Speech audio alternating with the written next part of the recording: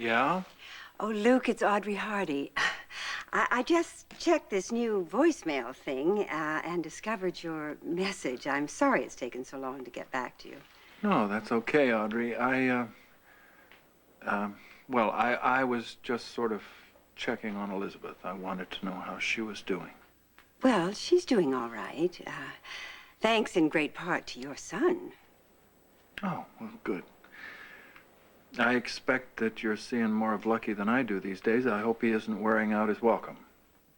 No, in fact, I haven't seen him for the last 3 or 4 days. I just meant that he's been tremendous to Elizabeth. Oh. Well, from what I know of Elizabeth, she certainly deserves good treatment. Oh, yes, she does. Okay, well, if there's anything I can do, please call. Oh, yes, of course I will. I'll talk to you later. Luke, I just wanted to say that I think you and Laura did a great job raising your son. Thank you, Audrey. I appreciate that.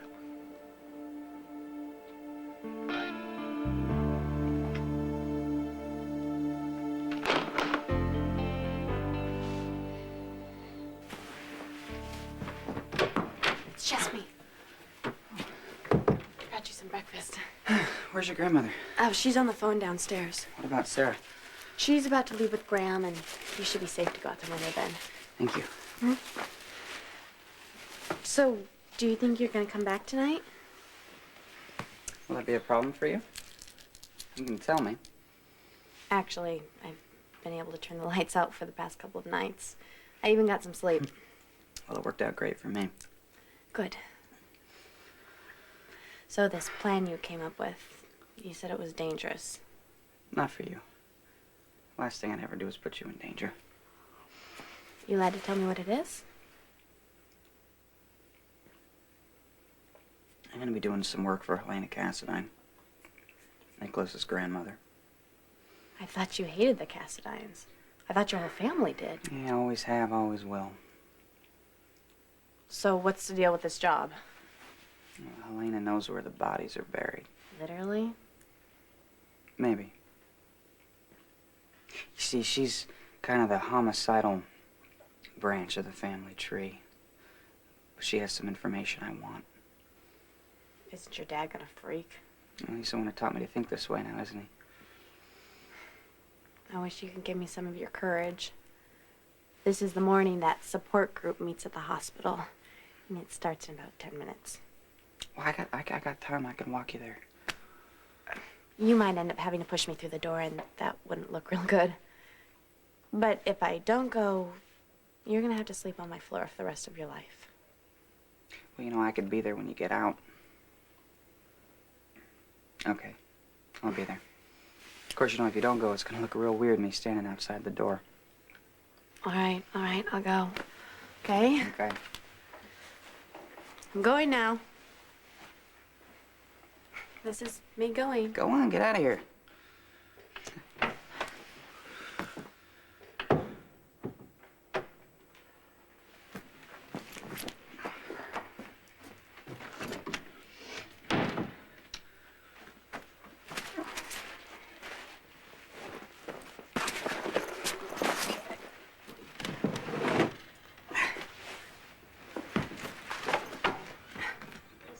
Shh, don't scream, don't scream.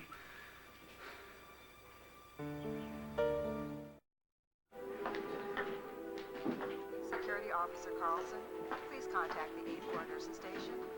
Security Officer Carlson, please contact the 8th floor nursing station.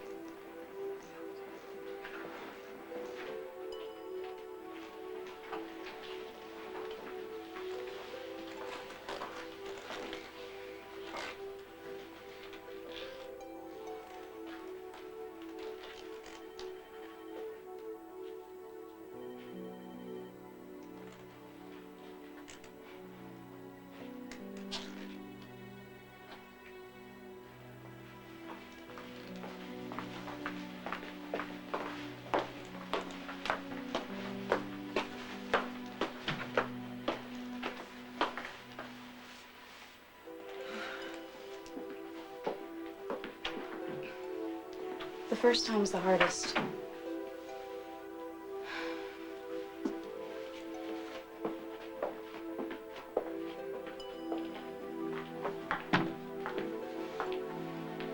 You want to walk in with me?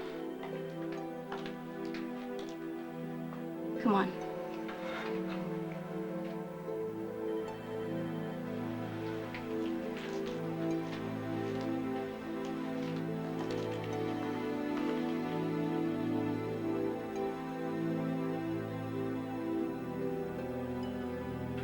I can't believe you. You're climbing in my sister's window? Look, What do you think? sorry I scared you, okay? It's not as weird as it looks. After what my sister's been Elizabeth, through, how dare she knows you? I'm here. But why did she let you in the front door? No, see, I was just leaving. I spent the night here. She asked me to. It's not a big deal. Then what is it? I moved out of my dad's place, okay? Why? It's complicated. I haven't exactly landed yet, but I'm gonna have to ask you to keep this to yourself, please. If Graham knows that you're here, she's gonna let you stay. No. Are you up there? Listen, you can't tell her, please. Sarah? She's only gonna call my dad and get him involved. Sarah?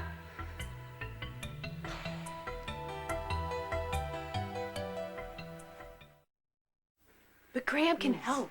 Sarah, is there a problem? Yes, Graham, actually there is. Oh, darling, what is it? April Fools. April 1st. Oh, Yeah. I completely forgot it was April 1st. Do you know it was 35 years ago today that I heard your grandfather's name for the first time? Yes, I was on a layover in London, and I called my sister Lucille, and she was telling me about this new case that had come into General Hospital. And, oh, I remember the patient's name, Angie Costello. Yes, her face was badly cut up in an automobile accident. But anyway, Lucille kept going on about this great doctor, Steve Hardy. And she went on and on about him. And I remember thinking to myself, my goodness, that man is certainly much too perfect for me. Oh, no. Oh, my goodness. If I'd only known. Life is really funny, isn't it? Yeah. Well, we had better scoot. Yes. I'm dying to get back to that wonderful thriller I've been reading. It's called General Homicide. That reminds me of the late General Homicide.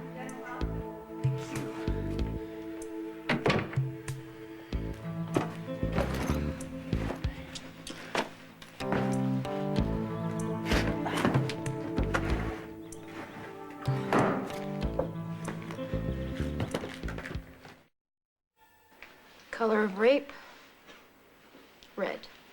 Red, definitely red. Blood red. My husband teases me about being so jumpy. They don't understand it's because we're always on the alert, always watching and waiting. I constantly survey my surrounding areas to be sure that I'm safe. Every nerve in my body is ready to strike out at danger, real or perceived. A car backfiring, a stereo, someone shouting. Those are my specialties now.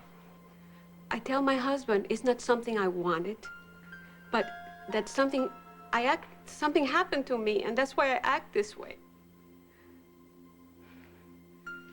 My sister helps me. When I wake up from a nightmare, she talks to me or she sings to me. She'll turn on a lamp.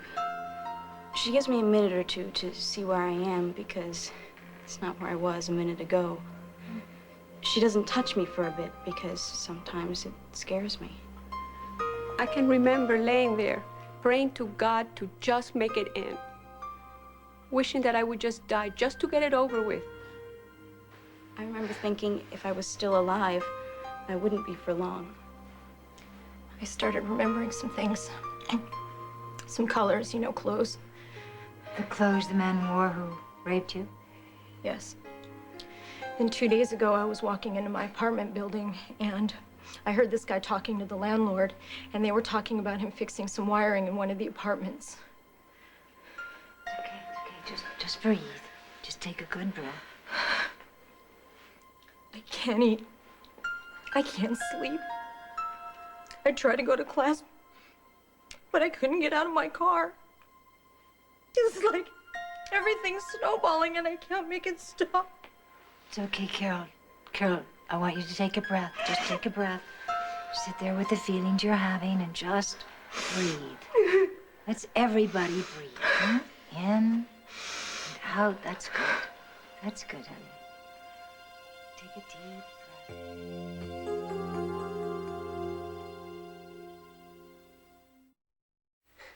what if this electric guy's the creep who did her, and he finds out the police are asking about him? Well, that's a very legitimate concern, and there certainly are no guarantees. You see, what you have here is an opportunity to make a decision. And from what you've said, I think that these are your options. You can not call the detective who's been assigned to your case and just hope that these feelings that you're having, that you will get a handle on them soon, but that doesn't usually happen. Or you can move and leave no forwarding address. Or you could call Detective Garcia and tell him that you're afraid by tipping this guy off that you will make him angry. But you know, the police do have ways of investigating a person kind of on the sly. And the good news is that now you have a chance to regain some control in your life again. How? Just by making a decision. Look, I think we all need a little break, but before we go, there's something very important that I wanted to remind you of. When you feel so overwhelmed, just remember two things. Take a breath, and second, just remember that you have lived through the hardest part of it, the rape itself. So, everybody back in 10 minutes, okay? Good. Have some coffee.